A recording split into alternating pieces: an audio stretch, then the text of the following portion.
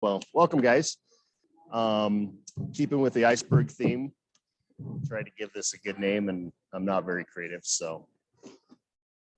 but here we go. I'm Mark Houtz. I'm network engineer for News, Northeastern Utah Educational Services in Heber. I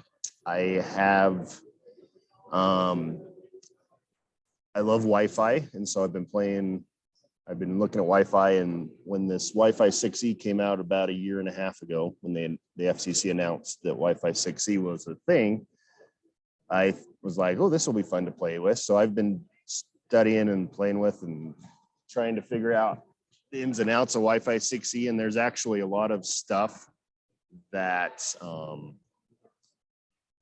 kind of is different than 5 gigahertz and 2.4, and has some nuances and different things that kind of make it a little bit more different and challenging when you're setting it up. So hopefully I can share some stuff with you guys today that you can use once we get Wi-Fi gear. Right now, really the only gear available is home gear, and then a very few clients. Yes. It's 8:30. Please join a session. Thank you. Thanks, Bob. So anyways, so there's not a lot of gear, but there is a lot of gear announced. What about Ruckus? I haven't seen any Ruckus yet. Wi-Fi 6 and 6E, it's the same technology, but it's on different bands. So you have to get new equipment. You have to get new gear. This is Wi-Fi 6E, 6 gigahertz. So as I say right there, Wi-Fi 6 in 6 gigahertz. If I got to get rid of that thing, let me escape. How do I get rid of that? Got it. Oh, it's on that. It's on that. It's not money.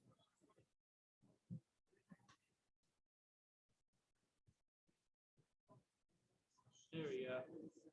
I'm like, that's not on my screen. So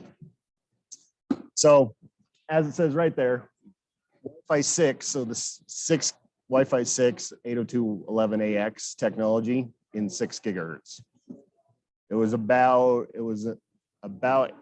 April or May 2020. So right after the pandemic shut everything down, right in the middle of that, this was announced as available. So, and it's a spectrum upgrade, not just a Wi-Fi upgrade. So,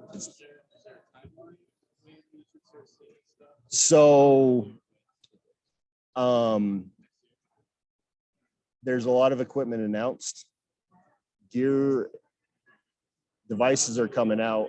Most everything is anything high-end new is starting to release with this supported. So in the next 6 months, you should probably start seeing enterprise grade gear and more devices. So no, you can buy the Samsung Ultra. Basically, almost every Android phone from here on, the high end ones, the next Apple devices will support it as well. So this is a new technology. This is cutting edge, but this is coming. So within the next year. So I'll show you a little more on those in a minute. So I read the book, Start with Why. So I always like to start my presentations with why is this beneficial to us? Education space, 2.4, as we know, 3 channels, has no spec, is just congested like crazy. 5 gigahertz is starting to get there. And with 5 gigahertz, we also can't go in any of our environments larger than a 20 megahertz channel. There is so much spectrum with 6 gigahertz, you can go with wider channels, and I'll explain all that in a minute. But in my iPerf tests, I'm getting gigabit speeds through this on the recommended channel size that they're recommending for enterprise environments. So I'm pushing gigabit speed. So this is open. This is going to open up VR, AR technology, streaming YouTube in the classroom that all your kids can watch YouTube at once. It's going to open up a lot of new use cases that we can't accomplish right now in the education, or it struggles on the Wi-Fi. So just a little precursor explaining what the Wi-Fi, it's why it's called Wi-Fi 6E. Wi-Fi started in 97 with Wi-Fi, what they call prime, or just Wi-Fi 0. Didn't have a lot of, it was super slow, like not great, but it was first generation. Then we have it 802.11a or Wi-Fi 2B, G over the different years. A lot of you know this stuff. Then we had AC in 2013 that focused on throughput. They were pushing wider channels, but the problem is 5 gigahertz in our enterprise environments, we can't go those wide channels. So they had the benefit, they had the support for these wide channels, but we can't use it.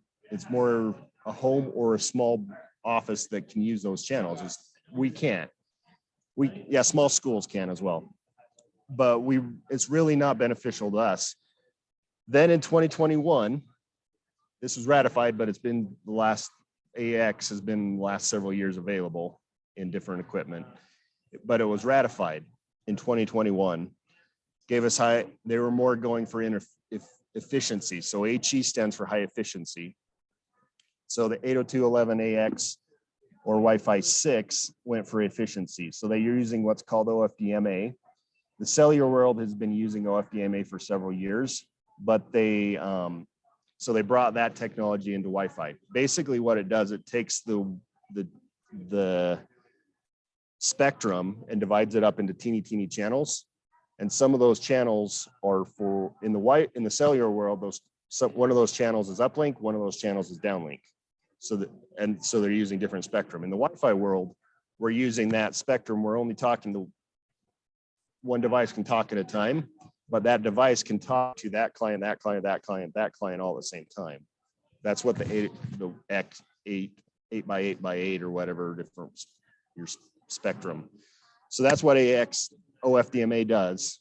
So we're taking that and we're moving it into the 6 gigahertz spectrum with 802.11ax Wi-Fi 6E. We opened up this whole new band of spectrum that is basically not used in a lot of our areas. There are some incumbents that use it, and we'll get to that in a minute. Looking to the future, about 2024, we're expecting 802.11be. It's going to get confusing. This is why they switched to the Wi-Fi 6, 7. But so Wi-Fi 7 will be coming out. They're going for efficiency and high throughput. I haven't studied a lot about it, but it's going to be 2.45 and 6 gigahertz. So it's expected to be ratified around 2024.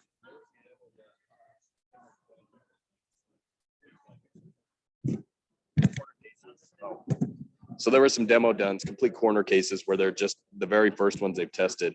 They were hitting, they claim 40 gigs. 40 gigs. 40 yeah. gigs off of those. 40 gigs so, on this. I mean, that is a very perfect, absolute perfect sitting scenario. right here. Yeah. In like this glass chamber, you know, like very, but yeah, real world ones, I don't think you'll see that. But And I mean, it's probably in 6 gigahertz too. yeah, it is in the 6 gigahertz. So, but you will start seeing, I mean, the Wi-Fi speeds are going to be there. You're going to start seeing, we're easily going to be encroaching on that 1 gigabit per limit on the switch port side. Multi-gig. yeah, so that's on a slide coming up.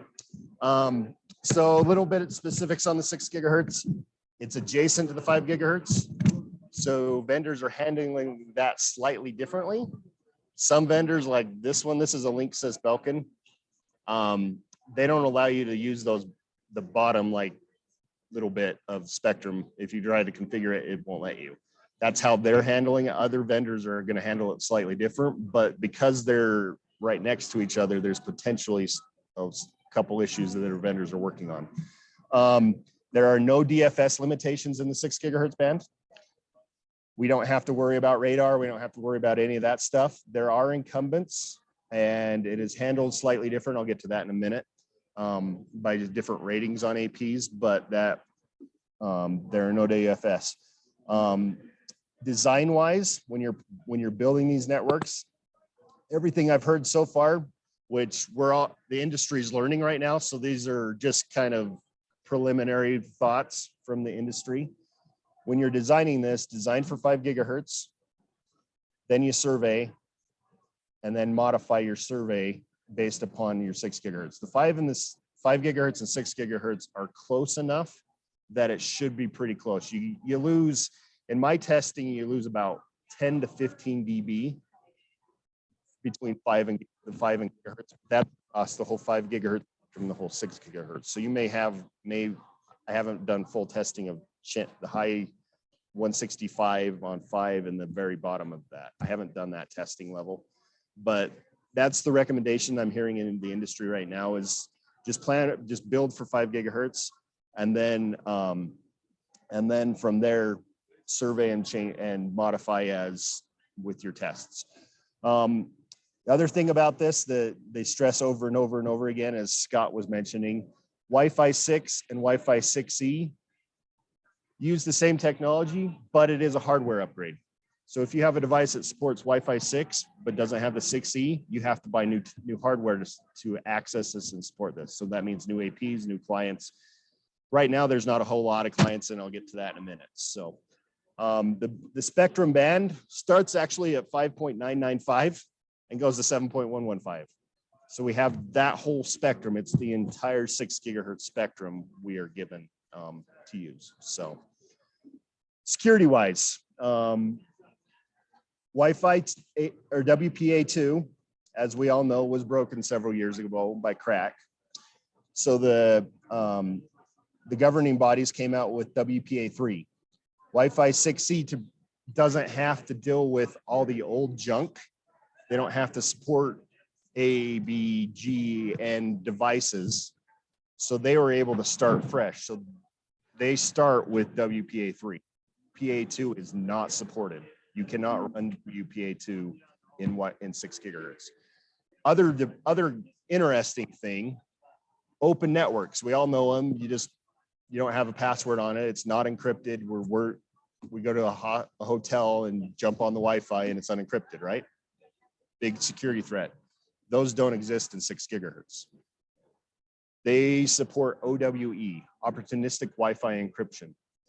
It encrypts the traffic. It's similar, but it encrypts the traffic instead of it being open. So you can just go sniff anybody's traffic. It's not encrypted. It's encrypted by default across the board. WPA3 uses, instead of pre-shared keys, it uses SAE, or simultaneous authentication of equals. Haven't dug into this deeply, but if you're interested, there you go. So why 6 gigahertz? As we know, 2.4 has 3 non-overlapping channels. Tons of interference, it's the junk band, right? Has to support all the old generations of Wi-Fi, just a lot of junk on there. 5 gigahertz, we had 25, 20 megahertz channels, and that's what we're all using, right? Other than in small business schools or whatever. At home, we may be using 80 megahertz.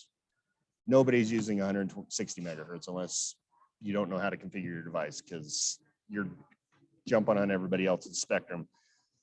But you also still have the backwards compatibility. You still have to support the AC. You still have to support the N. These older bands, you still have older devices. So those slow your Wi-Fi down.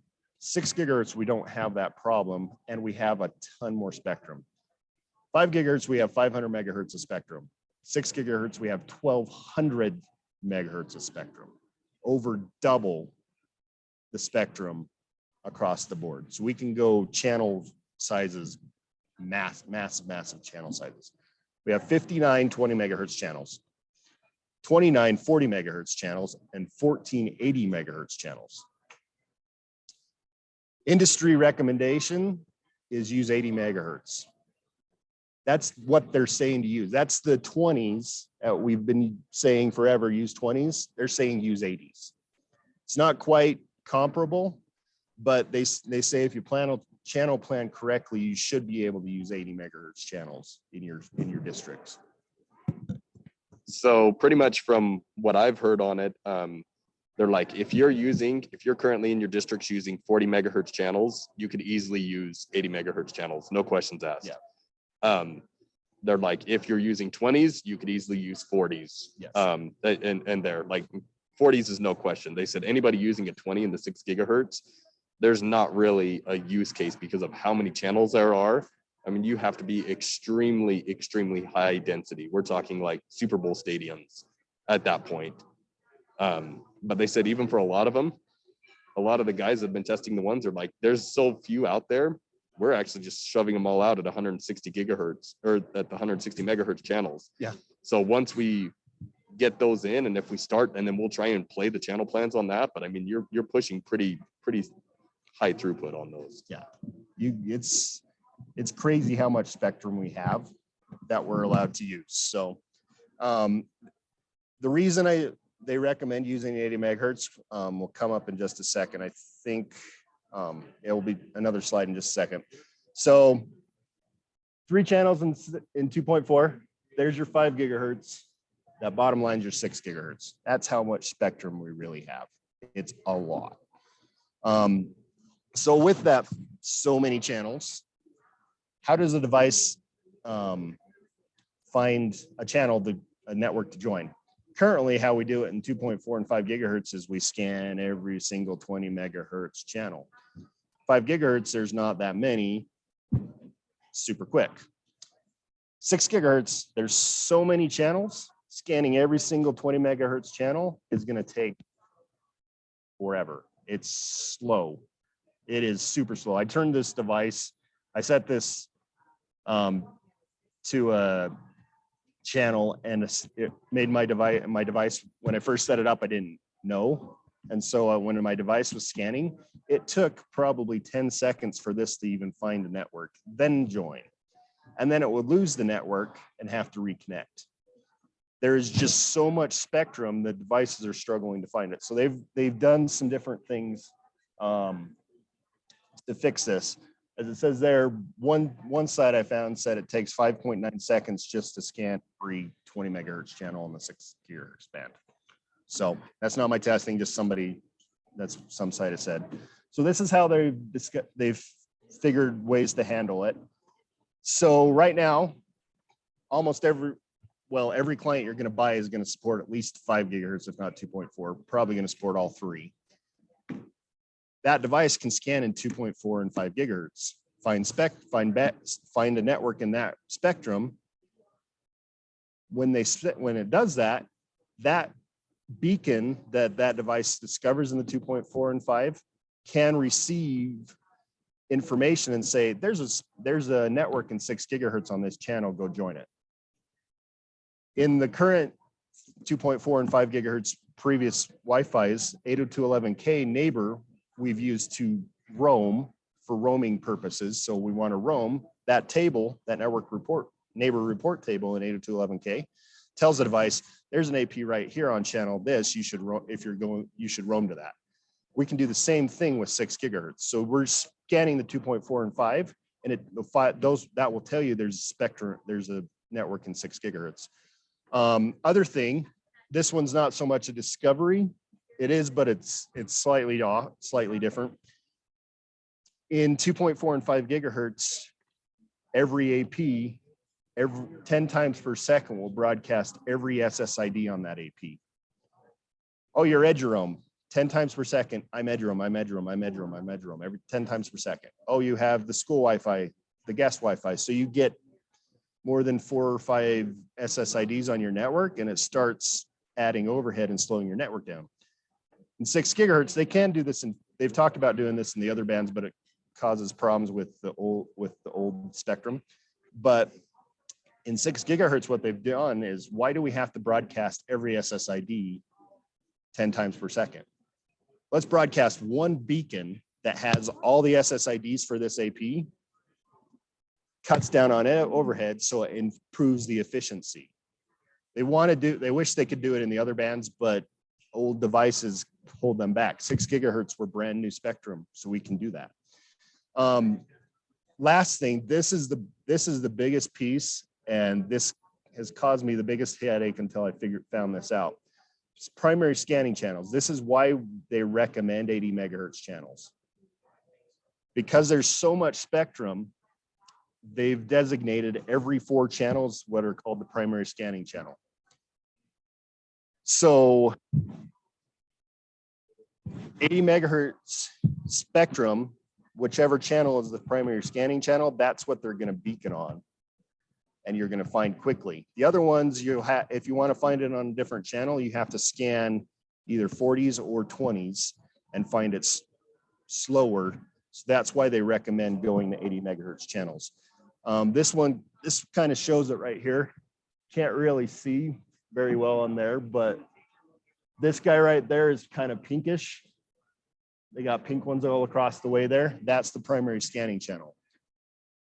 When you're building these networks, set your primary channel. You can set it to otherwise, but when you're setting this, set your primary channel to that pink number. Otherwise, your device will take forever to join. Huge issue. That's what, when I first set this up, I thought it was actually, so you notice it's the second one. I thought it was not this first one. So I set it to that one, and my device took like 10 seconds to even find the network, and then had to go through the whole process of joining. So it's like slow if you don't set it to these. As soon as you set it to that, it joins like that, finds it immediately. The reason it's the second channel, so if you notice one, it's whatever number that is, 5. It's 5 instead of 1. Europe, apparently, some reason they made them do it the second channel on the thing. So it's the second channel of the 80 megahertz is your primary scanning channel. So one other thing, this one's interesting for you nerds out there. So when we're broadcasting Wi-Fi, if you go wider channels, the power, you get more signal noise ratio. So your SNR increases because you're having to protect wider spectrum. In 6 gigahertz, what they've done is they go, if you're going the wider channels, it will increase the power accordingly by every channel, every megahertz channel within that 80 megahertz channel, every little sub channel, they'll increase the power so that your SNR stays higher. It handles the, go for it, Ian. Yeah, so from what I remember, when I was doing my studies on this, in the 5 gigahertz space, when you go to broadcast a channel, it starts at like 20 dB, and that's where it starts at. And then you get in, and because you do the wider channels, you get your signal noise. So really, by the time it spreads out across that area, you get a lot. I mean, you're really broadcasting at like 17 or 14 or something dB. Well, they figured out, hey, we're having this loss. So rather than doing that, they've when they wrote the spec, they were working with the FCC on it. They said, hey, we know we're going to have this loss that we're not going to be able to broadcast at this. So instead of it being able to broadcast at 20, what if when we went to an 80, we could broadcast at like 23? And then we went to a 160, and we can broadcast at 26. So you can start at these higher ones, but then they all start at the same. So you don't get that power loss that you normally would have if you were doing wider channels. Yep, so. Exactly. Thanks, Ian. Yep. More deep. I haven't studied this one as deeply as Ian has. So, but benefit using 6 gigahertz. So devices wise, here's Scott's question. So currently, these are devices that support it. Those 3 Android phones, basically any new Android phone that's coming out that's higher end, not your cheap ones, obviously, but your higher end Android phones support this. I have a Pixel here, Google Pixel 6. This guy supports it. You have to go with the S21 Ultra Samsung. So if you have the S21, doesn't support it. It has to be the Ultra one. The 22 will support it. I don't know about that. I haven't read that level, but so Android phones all over the place. They're one guy I heard said in the next year he knew this is a couple months ago. He's like, I know of at least 8 new phones that will support it.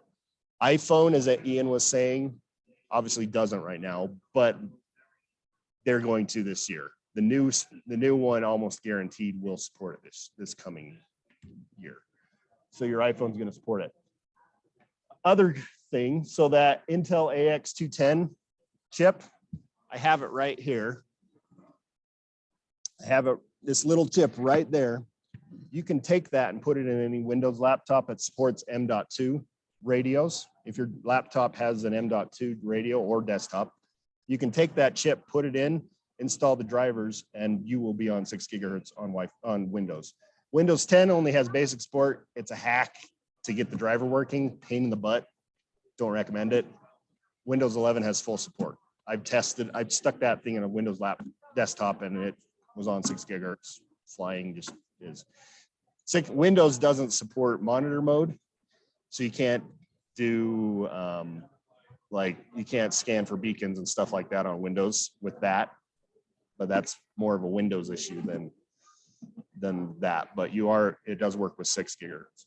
So then the Linux kernel, that's what this is. This guy's a Raspberry Pi. It's running kernel 510, but 510 or newer supports it. Getting the driver to install is a pain in the butt, but it does support it. So at my sources at the end, I have a document or a website I found that was the best way to get it working. So if you want to play with it. So lastly, APs. Currently, you can't buy an enterprise grade 6E AP yet. There's a bunch announced, but because of, I don't know if it's restraints with the shipping or whatever, you can't get them yet. You might be able to get Aruba 630.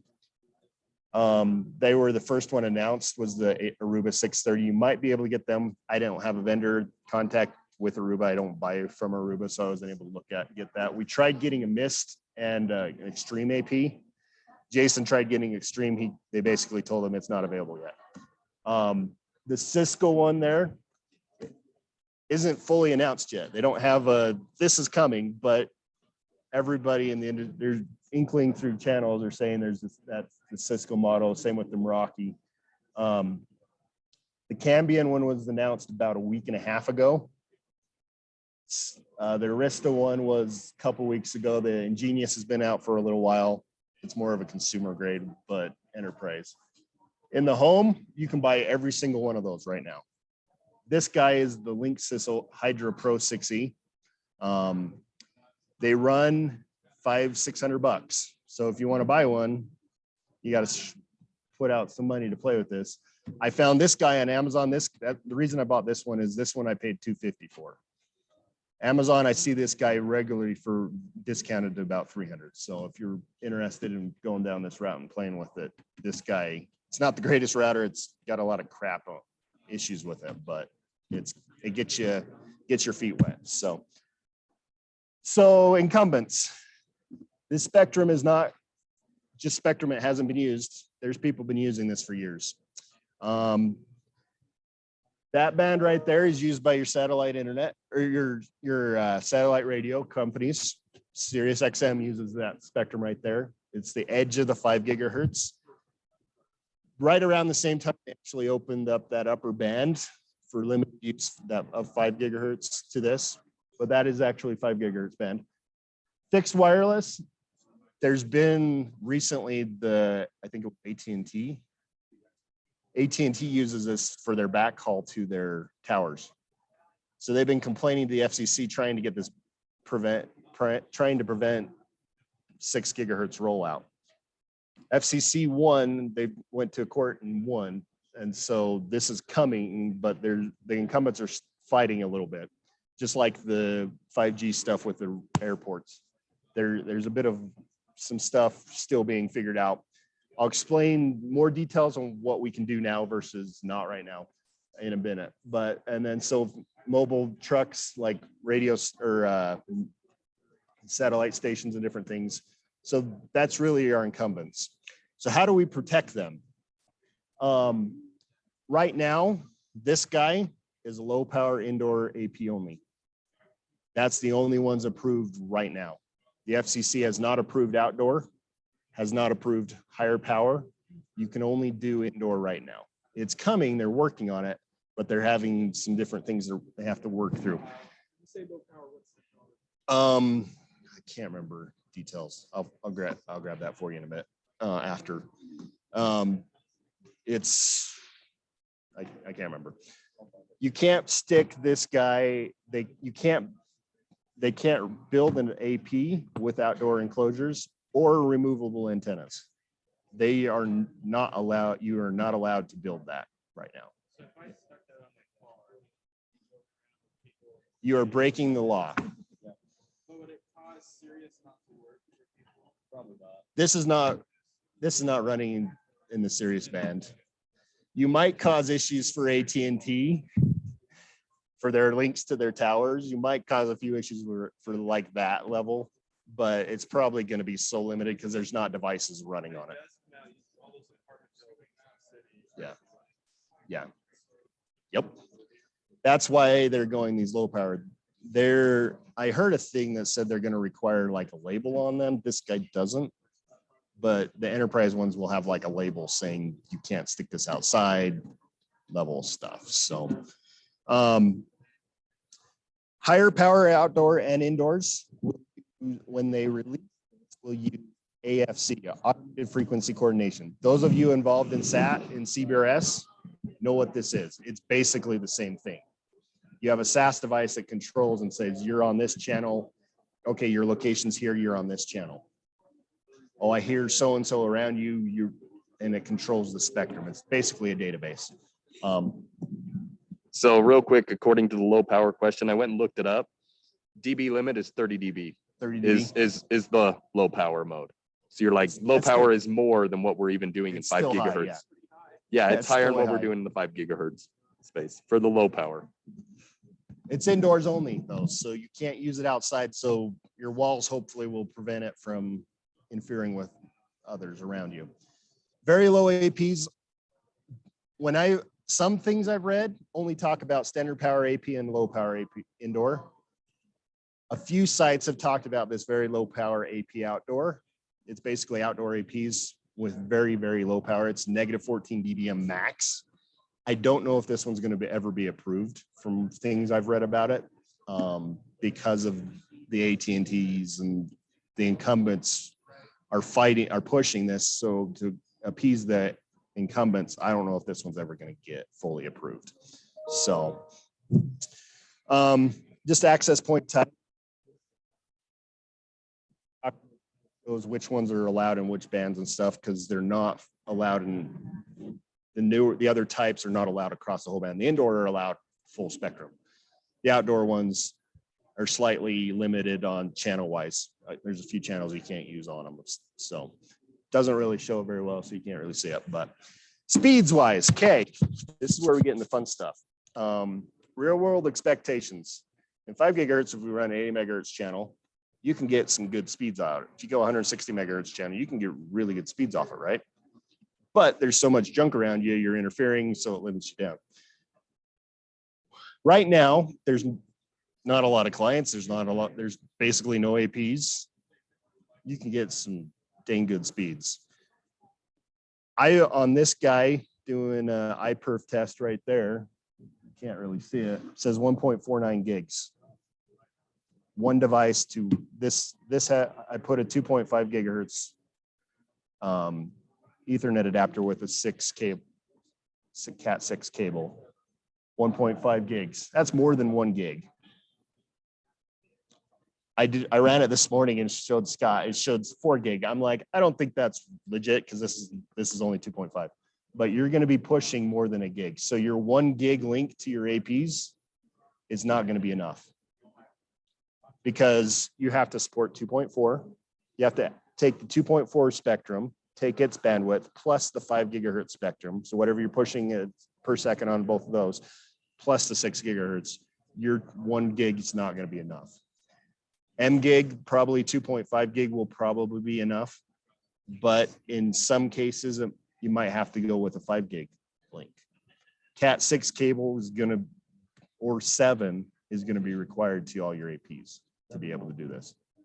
So 7 won't be Cat 7 because it's not backwards Oh, compatible. is it not? No, so Okay. Cat 6 or Cat 6A will be the ones. Or If you A, yeah, want, not if you E, want the sorry. full 10 gig across, 6A will do it. 6 will do it up to like 30 to like 60 meters or something like that. Yeah. But if you want the full 100 meters, you have to go 6A. Yep. But yeah, so it's there. I mean, it's a cascading effect because you're like, okay, I've got to get multi-gig on the switches. Then that means I need multi-gig on my uplinks, and then I need multi-gig out of the building. Like it's gonna be a mess. But then power requirements are a nightmare too, because everything's PoE plus. Yeah, And yeah. if you don't, then you can't fire all those radio chains. You can't turn them up, and some of it's even now PoE plus PoE plus plus. that you're like 90 watts Yep. per port. One Like- switch can only do like what, 10 ports? Yeah. It's gonna be a mess, but you're like, that's the way it's going. Higher speeds, higher speeds. We want higher speeds. We want to be able to watch YouTube everywhere we are. 8K YouTube.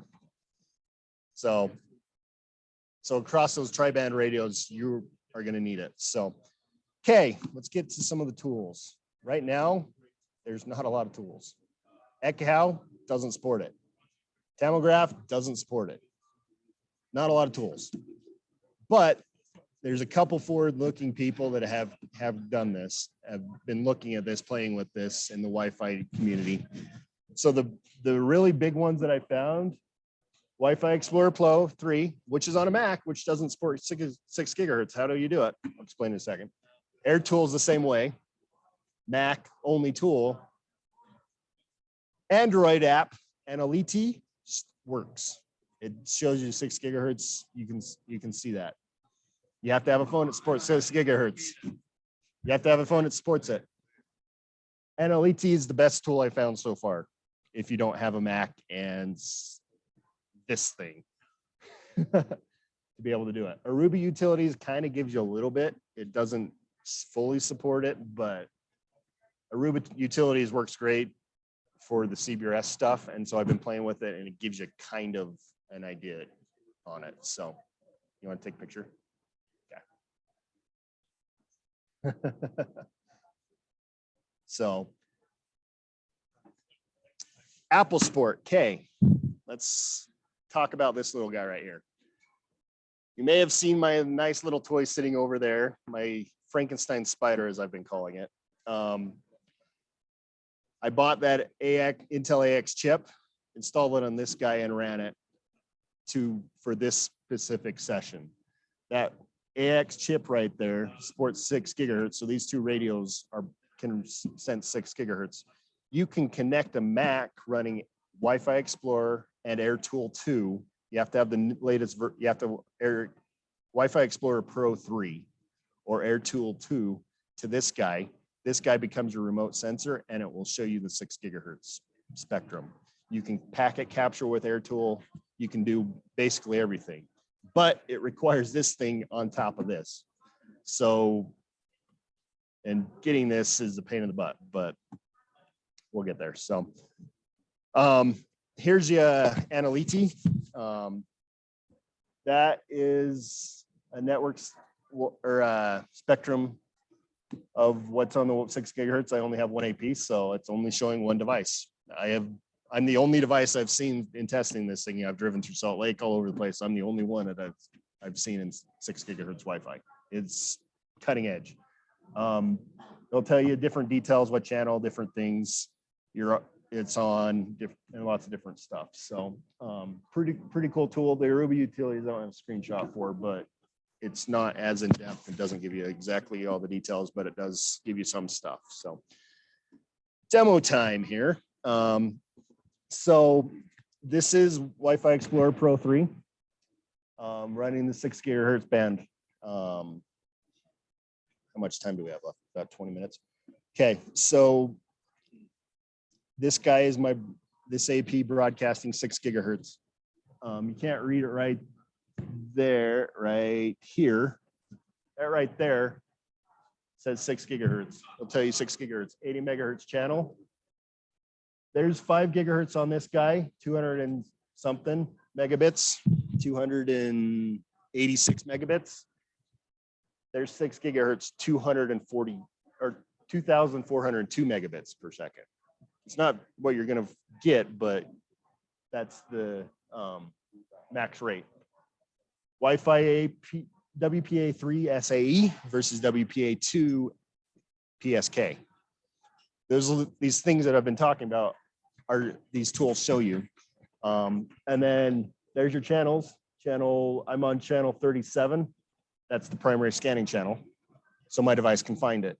If I was on, I actually had it on this channel, and my Google Pixel would struggle to find it because it was sitting right there. One channel off, but it's not the primary channel, and it struggled to find it. So, crazy, huh? So this is my SSH'd into my Raspberry Pi. Can't really see what's going on there. Your bit rates, they kept with 6 megabits per second as the base rate. So just like 5 gigahertz, your base rate is 6. You can turn them off. This guy doesn't. I'm sure when enterprise equipment comes, you can turn it off for the different reasons. We do it in the 5 gigahertz. Here's your frequency supported, starting at 559.55 all the way clear to 7.115 at the bottom. Just lots of spectrum to play with, lots of channels we can use to connect our devices up. I didn't figure out a way to display my Android phone, or else I'd show that if you guys want to see my Android phone. I'll show you that afterwards. But this is what it looks like. So this is 2.4 gigahertz. Here's the 5 gigahertz spectrum, and then the 6 gigahertz. All right there. All shows you the whole spectrum all in once. Then you can zoom in. You can tap like 6 gigahertz at the top right there, and it'll only show you this channel. Then you can zoom in and just show the specific channel you're looking at. If we go back, this guy shows you the SSID name, the BSSID, all that stuff. Right here shows you the channel it's on. So channel 30, it's channel 39 right there, or 37. Channel 39. That's the primary scanning channel. It's channel 39 for that block. So it's on channel 39, tells you 6 gigahertz, gives you your information, gives you your connections right here. So how your connection's going. Cool, really useful app if you have an Android phone that supports it. So, so how does this compare with CBRS? They're completely different use cases. CBRS, Wi-Fi 6E, the whole industry is moving towards breaking or reducing latency on all this, on everything. So because there isn't the incumbents, there is lower latency, similar to CBRS. This is still using the contention-based spec. It's contending with other devices. So one device can talk at a time, just like all your other Wi-Fi. CBRS, on the other hand, handles things slightly different. They are controlled by the AP. This attempts to do the same thing, but it is still using the Wi-Fi way of doing things instead of the LTE way of doing things. So it still is contention-based. One device talks at a time. So you are still living in that world versus the CBRS world. You can't use this outside currently. You will be able to eventually, but you can't use it outside. So CBRS, you can broadcast miles away from your house, as Tom's getting 5-6 miles distance on one of his radios on CBRS. So this is not a technology you're going to be broadcasting into your neighborhoods to help connect people. Point-to-point links are going to be very limited if they are allowed. I'm not sure if they are going to be, but CBRS can. So there's a lot of limitations with it, but it's got its specific use cases in our buildings and our classrooms to help cover the need for large bands, large speeds, large number of traffic. This is going to help solve a lot of that problems. Dave Coleman, he's the CTO at Extreme right now. He calls this the biggest thing to hit Wi-Fi in 15 years. Yeah. 15 years. I mean, the sheer amount of changes that have came between Wi-Fi 6 and Wi-Fi 6E, you haven't seen these changes since like 11N came out. Crazy. Yeah, since, I mean, when 11 came out was the drastic changes, and it's the same thing all over again with Wi-Fi 6 and 6E. So coming up on the end of the session here, just a little recap on recommendations. Use 80 megahertz channels anywhere you're using 40s, as Ian said. It's recommended to use 80s because of that primary scanning channel issue. You can use the smaller ones, but no, there is limitations with it. Your device will take more time to discover it. It will be a little slower. Once you're connected, it's not bad. Roaming will be a bigger issue with 40 megahertz, things like that.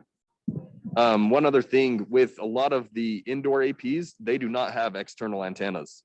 You cannot. So it's not like, okay, I've got this internal, I'm going to go through and put this different antenna on so I can direct it. No, they're all omnis. Yep. So, I mean, if you're used to designing with externals, yep, it makes it a lot harder. Yep. Being able, because you can't focus that stuff. Hopefully when they release the AFC and you can do the outdoor ones, at that point you'll have them. And so you can use outdoor ones indoor, and that will help with the design. But if you're used to that, that's an issue. Put the primary channel on the PSC. Another thing I've heard, possibly use different SSIDs for 6 gigahertz. So if you want a device to be on 6 gigahertz, create a different SSID. There's a lot of debate in the industry because we're all learning this right now on whether that's a requirement or not. But if you got a device you want to be on that, that's what I'm using on this. I have 6 gigahertz. So I'm making sure I'm connected to 6 instead of 5. You have the limitation of how many SSIDs you put on Wi-Fi 6. So Because of that combined beacon, there is a limitation because you're filling up the beacon with, you're putting 20 SSIDs on it. but you can That's do- overkill. you But can do at least 6. not oh yeah, 40 though. it's definitely not going to hurt you putting lots more on it. So you got a question? I Comment? had one, but I forgot it. So Cool. Design for 5 gigahertz, then survey and test for 6 gigahertz. And then the other thing that security wise, Troy over there is probably, this is a big thing for him. Security wise, I can go take this thing, put your SSID on it, stick it up in your school, your wireless intrusion detection system will never see it. I can connect it to my stuff. All of a sudden I'm manned in the middle. I've got you manned in the middle for any device that supports it. Granted, right now there's not that level. And as this grows, your intrusion detection systems will improve. But so your old intrusion detection systems are not going to support it. So I can go man in the middle of you, take control of you and then route you to the internet, take over your sessions and all that crap with this guy. One thing I remembered with WPA3, the PFM or protection management frames, it's required in Oh, yes, it WPA3. is. So that's a nice part is, I mean, it was always optional in WPA2 and that kind of stuff. In WPA3, it is required and you can't get around it. So it's nice in the 6 gigahertz because everything is going to come out standard with that. But if you run WPA3 in the 5 gigahertz band, that is required. And the support on devices is hit or miss. Some do it, some don't. Like I've had brand new devices that do not support it.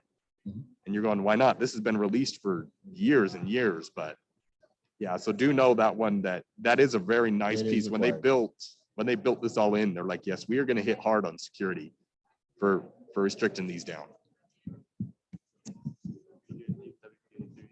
what's that?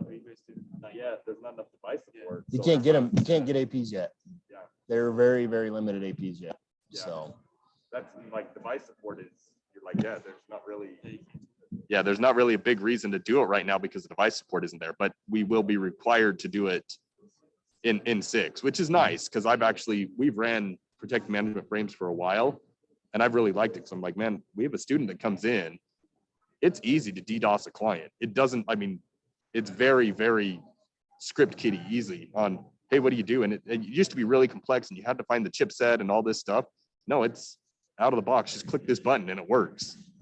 And so we've been very lucky. We haven't had students do it, but it's coming. Like they're going to start figuring it out on, hey, end of level testing's here. Rather than calling in a bomb threat, let's just do a DDoS. No devices can connect. And now we don't have to do end of level testing for everybody within that range.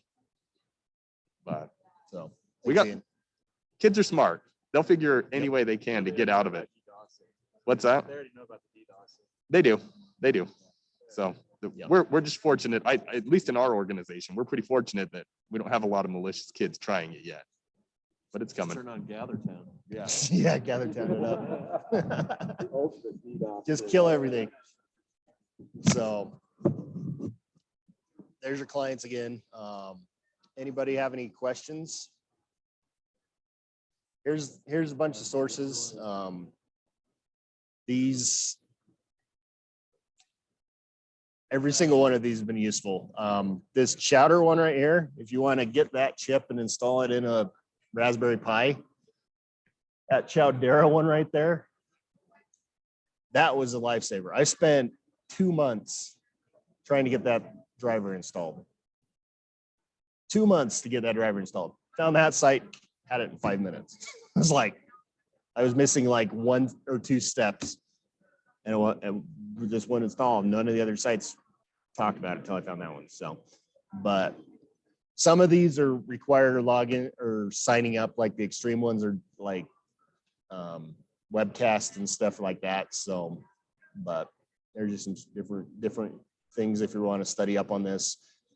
It's coming, so just be prepared. Hopefully this information will help you as you prepare for this spectrum coming with some of the nuances that I found. So any other questions or comments? Okay, I think we're done then.